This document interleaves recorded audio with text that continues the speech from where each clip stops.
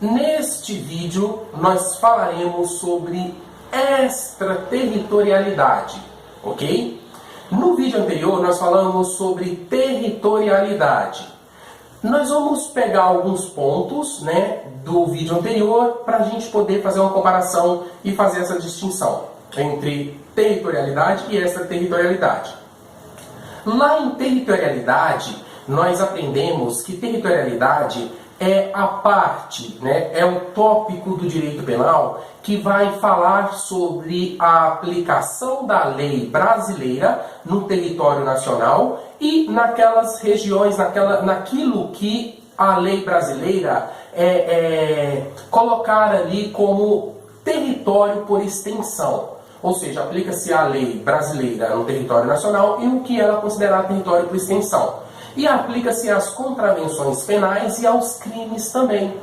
Já extraterritorialidade, que é o tópico deste vídeo, nós estamos falando da aplicação da lei brasileira nos crimes cometidos no exterior, fora do território nacional. Tudo bem? E repare bem, eu falei nos crimes, eu não falei nos crimes e nas contravenções. Por quê? Lá em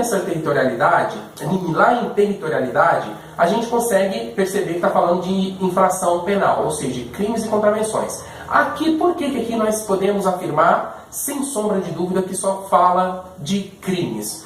Por força do artigo 2º da Lei das Contravenções Penais, que afirma que não se aplica a lei brasileira às contravenções penais praticadas no exterior. Então nós conseguimos chegar ao entendimento que, neste caso, vai aplicar a lei brasileira apenas nos crimes praticados no exterior, embora praticados no exterior, ok?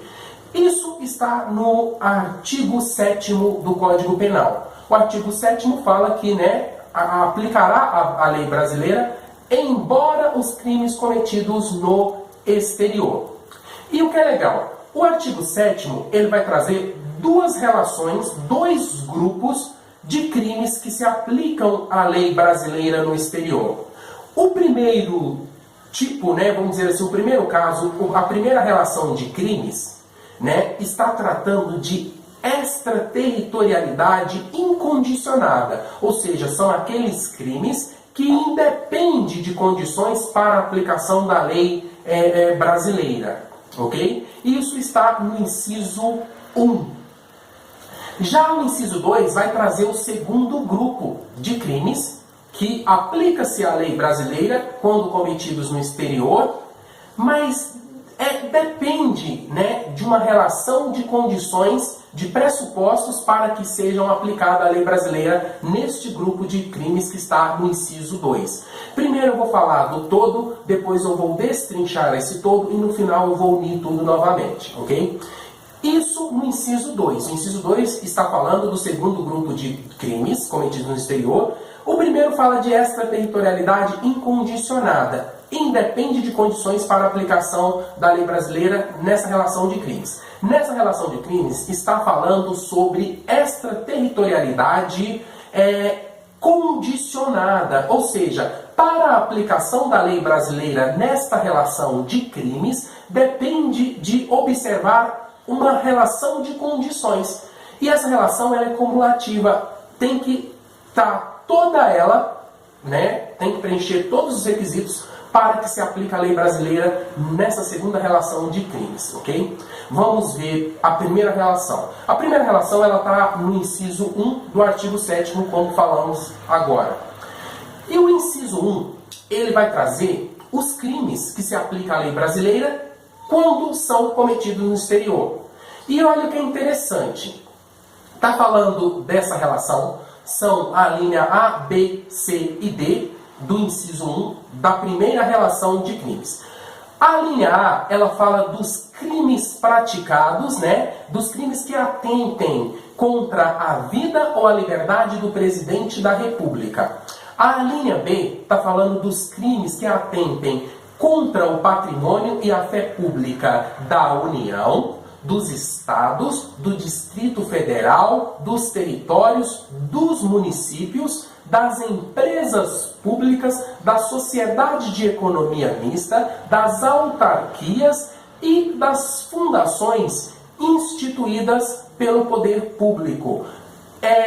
Qualquer crime cometido no exterior que atentem contra esses entes que falamos agora, aplicará a lei brasileira. Está na linha B. A linha C fala dos crimes contra a administração públicas praticados por quem está a seu serviço, né, no exterior. E a linha D fala do crime de genocídio praticado por brasileiro ou por domiciliados no Brasil. E tem mais. Essa lista, esse grupo de crimes que se aplica à lei brasileira sem observar condições, está falando no parágrafo 1º que mesmo os agentes, né, serão punidos com a lei brasileira, mesmo se for absolvido ou condenado no estrangeiro. Isso é uma grande diferença, porque esse segundo grupo aqui não observa, observa se o agente foi absolvido no estrangeiro, então não há que falar em aplicação da lei. Mas nesse grupo aqui, do inciso 1, o parágrafo 2º é bem claro. Mesmo se for absolvido ou condenado no estrangeiro, é punido com a lei brasileira aqui. É lógico que tem umas questões, né? Se ele começou a cumprir lá, vai abater na pena aqui, mas enfim, não é assunto para agora, é assunto para outros vídeos. Agora nós temos que focar nesses dois grupos, ok? Então, olha só. Nós vamos falar agora sobre o segundo grupo. Esse segundo grupo, ele está falando de extraterritorialidade condicionada. Primeiro nós vamos falar dos crimes e na sequência nós vamos falar das condições para a aplicação dele. Então, a linha A, B e C do inciso 2 que eu vou falar agora, preste atenção. Para aplicar a lei brasileira neste caso, tem algumas condições que eu já vou falar na sequência, ok? Então, olha só. Aplica-se a lei brasileira, observando algumas condições, aos crimes em que o Brasil, em tratados ou em convenções, ele concordou em reprimir. Ok? Está na linha A do inciso 2, do artigo 7º do Código Penal. Na linha B, fala dos crimes praticados por brasileiro. Aí você me pergunte, tá, mas o genocídio deste grupo é praticado por brasileiro. Agora, eu falo, e os outros crimes que não sejam genocídios, que sejam praticados por brasileiros? Então, nós estamos falando dele aqui. Os crimes praticados por brasileiro, observando algumas condições, aplica-se a lei brasileira, já vou falar quais são as condições. E a linha C. A linha C fala dos crimes cometidos em aeronaves ou embarcações brasileiras de propriedade privada ou mercante que esteja no exterior e que lá não foram punidas, né? Que não foi punido o crime cometido ali.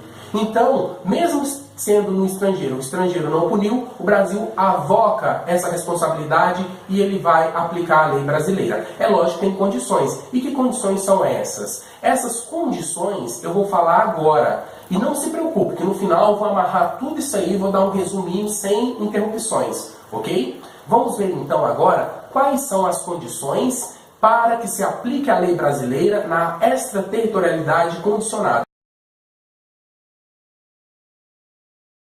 Condições que são exigidas para que se aplique a lei brasileira aos casos que estão ali relacionados no inciso 2, ok? Que acabamos de ver. Ou seja, extraterritorialidade condicionada. Como o próprio nome já fala, tem algumas condições para que a lei brasileira seja aplicada nesses casos. E são 5 condições que estão descritas no parágrafo 2º na linha A, B, C, D e E. Ok? Tem também um outro caso de crime que se aplica à lei brasileira, observando essas 5 condições e ainda traz mais 2. Eu já vou falar agora. Ok? Mas vamos lá. Quais são essas 5 condições da linha A, B, C, D e E do parágrafo 2º que exige todas elas presentes cumulativamente, né, para que seja aplicada a lei brasileira? Vamos lá. Ó. A linha A fala que para a lei brasileira ser aplicada nesses casos, o agente tem que entrar no território nacional. E faz até sentido. Se ele não entrar no território nacional, como que vai ser punido com a lei brasileira, correto? A linha B. O fato cometido tem que ser crime punível, né? Tem que ser punível lá e tem que ser punível aqui também. Ou seja, tem que ser crime lá e tem que ser crime aqui. A linha C fala que esse crime, ele tem que estar na lista, ele tem que estar no rol dos crimes suscetíveis de extradição. Ou seja, aqueles que o Brasil autoriza a extradição. A linha D fala que o agente, ele não pode ter sido absolvido ou cumprido a pena no exterior. Beleza? E a gente pode fazer uma comparação aqui com o primeiro caso. O primeiro caso é do inciso 1, se ele tiver sido absolvido ou condenado, não faz problema, vai ser aplicada a lei brasileira também. Ok? Já o segundo caso, não. Se ele foi absolvido, não há o que se falar em aplicação da lei brasileira. E a linha E. A linha E, ela traz o caso em que ele recebeu o perdão lá fora. Ele não pode ter recebido o perdão lá fora ou ocorrido por qualquer outro motivo a extinção da punibilidade, né? Seja por lei mais favorável, enfim. Isso é o que diz o parágrafo 2º, a linha A, B, C, D e E. Os 5 casos que são condicionais, né? São condições, vamos dizer assim, para que se aplique a lei brasileira no inciso 2. E eu falei de um outro caso. Esse outro caso, ele está no parágrafo 3º. É quando um estrangeiro, ou seja, a pessoa estrangeira, ela pratica um crime contra o brasileiro lá fora. Ou seja, pode ser aplicada a lei brasileira desde que se observe os 5 casos do parágrafo 2º, né? A linha A, B, C, D e E, que acabamos de falar, e ainda mais 2, que está na linha B do parágrafo 3º, esse que eu vou falar agora, que é a requisição, né? Tem que ter a requisição do ministro da Justiça. E também o país onde que é a origem do estrangeiro, ele não pode ter solicitado a extradição. Ou ele até pode ter solicitado a extradição para o Brasil, mas o Brasil tenha negado, ok? São então esses casos que acabamos de ver. Os 5 casos do parágrafo 2º, a linha A, B, C, D e E, e os 2 casos do parágrafo 3º, ok? Então, só para a gente entender aí, ó, nós acabamos de estudar o artigo 7º, o inciso 1, o inciso 2, o parágrafo 1, 2, 3, parágrafo 1º, 2º e 3º e as alíneas.